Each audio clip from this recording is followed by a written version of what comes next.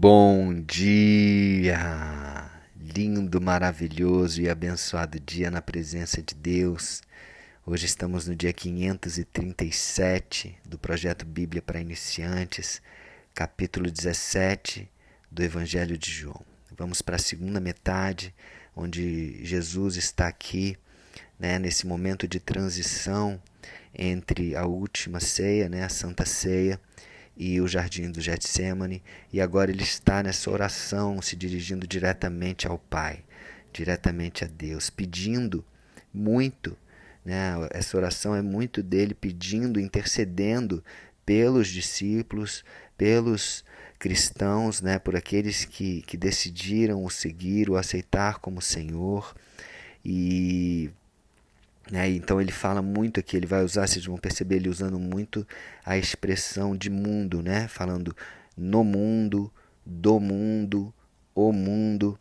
E toda vez que ele fala de mundo, ele está se referindo a um mundo que caiu, a um mundo que vive em pecado, a um mundo onde o pecado habita, onde as trevas habitam. Então é nesse contexto que ele utiliza essa palavra mundo, tá? E aqui a gente vai ver que ele utiliza bastante isso. Então já fomos até o versículo 11 no último áudio, ele fechando aí com a questão da unidade, para que eles sejam um, assim como nós. E eu vou continuar aqui a partir do versículo 12, perdão, mas ele também vai continuar falando de unidade. Tá bom? Vamos lá. Quando eu estava com eles, versículo 12, guardava-os no teu nome, que me deste. Olha que ele já está falando no passado. A morte dele é tão preeminente, ele já está tão ali, ele sabe que está quase acontecendo, que ele já começa a falar no passado. Quando eu estava com ele, guardava-os no teu nome, que me deste, e protegi-os, e nenhum deles se perdeu, exceto o filho da perdição, para que se cumprisse a Escritura. Ele está falando aqui do traidor Judas Iscariotes, que logo depois acabou se suicidando. Depois da traição, o peso da culpa foi muito grande e ele se suicidou. E ele fala que para que se cumprisse a Escritura, a gente vê lá em Salmos algo que cita um pouco nisso, não sei se é referente a esse trecho que ele está falando, mas Salmo 41:9 fala que aquele amigo que comia o pão junto comigo, esse me entregou, esse me traiu. E Judas estava ali na última ceia, na Santa Ceia, comendo o pão junto com Jesus. Então, provavelmente, ele está se referindo a esse trecho e talvez alguns outros também. Versículo 13. Mas agora vou para junto de ti, e isto falo no mundo. Olha, no mundo. Ele estando no mundo, ele já sabe que vai para junto de ti, vai para os céus, para que eles tenham o meu gozo completo em si mesmos. Olha que interessante. Jesus, ele teve que ir para junto do Pai, para cumprir as Escrituras. Ele teve que cumprir tudo, ele teve que ser crucificado, morrer pelos pecados, pelos nossos pecados, ser ressuscitado no terceiro dia e estar à direita de Deus Pai hoje, no trono ao lado dele, ao lado de Deus, para que o gozo deles fosse completo. Nossa alegria não seria completa se isso não tivesse acontecido, se tudo que Jesus estava para fazer não tivesse acontecido. Imagine, os nossos pecados não teriam sido pagos naquela cruz pelo sangue que ele derramou. Nós não teríamos acesso livre a Deus, porque o véu se rasgou, e antes precisávamos ali de um sacerdote para imolar os sacrifícios. Olha só, Jesus realmente veio nos trazer uma alegria completa. Antes de Jesus, a alegria não era completa, mas agora com Jesus nós podemos sim ter esta alegria e este gozo completo em nós mesmos, por causa dele. Amém? Versículo 14. Eu lhes tenho dado a tua palavra, a palavra de Deus, do Pai, e o mundo os odiou. Olha, o mundo, ou seja, as pessoas que vivem em pecado, as pessoas que vivem nas trevas, que vivem na cegueira, na escuridão, na prática do pecado, o mundo os odiou, porque eles não são do mundo. Olha mais uma vez a expressão. Eles não são do mundo. Eles estão o quê? Separados. Eles não pertencem ao mundo. Por mais que vivamos no mundo, não somos do mundo. Não pertencemos ao mundo. Nós estamos aqui o quê? Separados do mundo.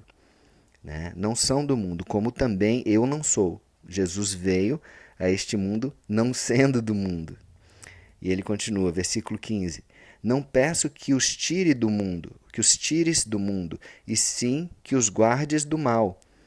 Lógico, nós estamos aqui no mundo com uma missão, né? Como representantes. É como se o mundo fosse uma nação pagã, uma nação que não conhece a Jesus, e nós, embaixadores do reino de Deus, vindo para representar o reino de Deus aqui no mundo.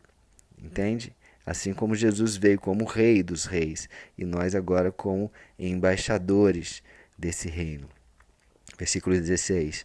Eles não são do mundo. Mais uma vez, como também eu não sou. Santifica-os na verdade. A tua palavra é a verdade. Então, santifica-os é o quê? Separa-os do mundo. Não deixe que o mundo corrompa eles. Não deixe que o mundo engula, né? que o mundo influencie eles. Santifica-os, separa-os na verdade. E quem é a verdade? Jesus. A tua palavra é a verdade. Jesus, o verbo que se fez carne. Jesus é a verdade que purifica e santifica, né? A todos nós que aceitamos ele.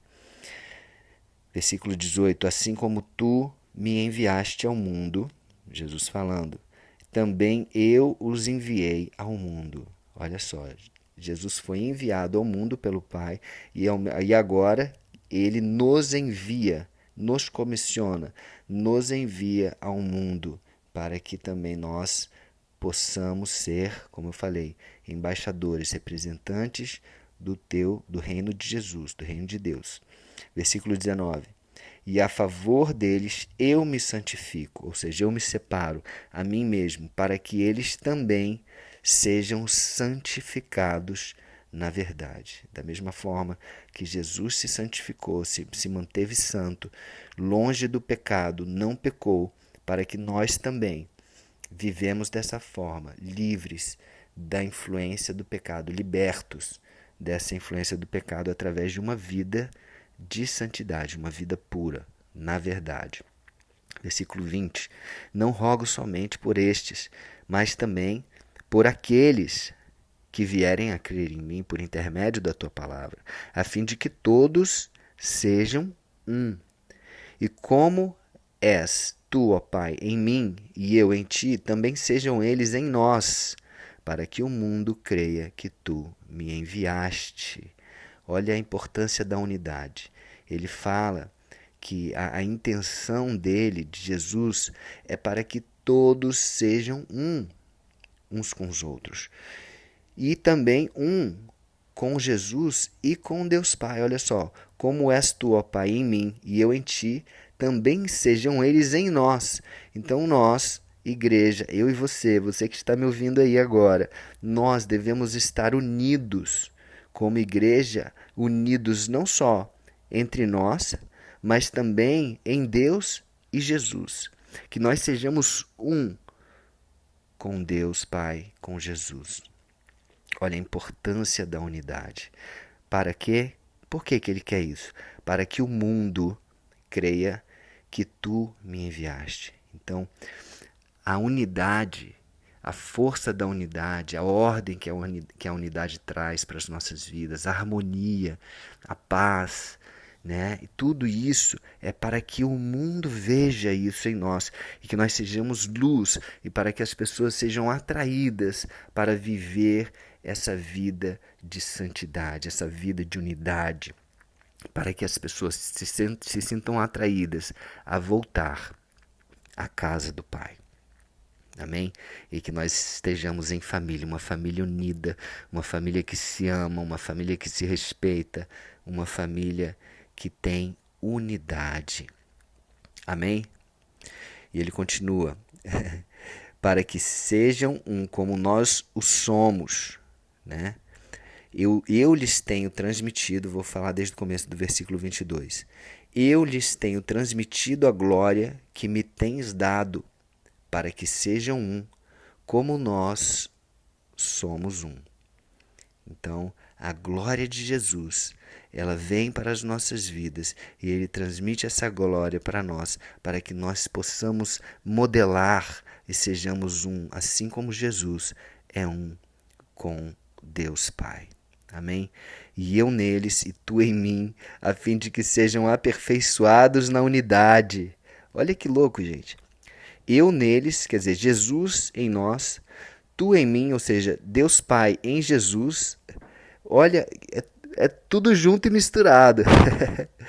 Essa é a vida com Deus, sabe? É maravilhoso viver nessa família onde somos irmãos uns dos outros, onde podemos ser filhos de Deus, né? Irmãos de Jesus, onde o Espírito Santo está conosco, nos trazendo essa unidade, nos trazendo essa harmonia, essa força. Uau, é maravilhoso. Para que o mundo conheça que tu me enviaste e os amaste, como também amaste a mim. Uau, gente, é maravilhoso demais viver em unidade, que nós possamos viver essa unidade uns com os outros, que nós possamos viver essa unidade com Deus, para que realmente o mundo possa entender a diferença, né? A diferença de viver com Deus. Amém? Bom, tem mais poucos versículos, mas eu vou ficar por aqui.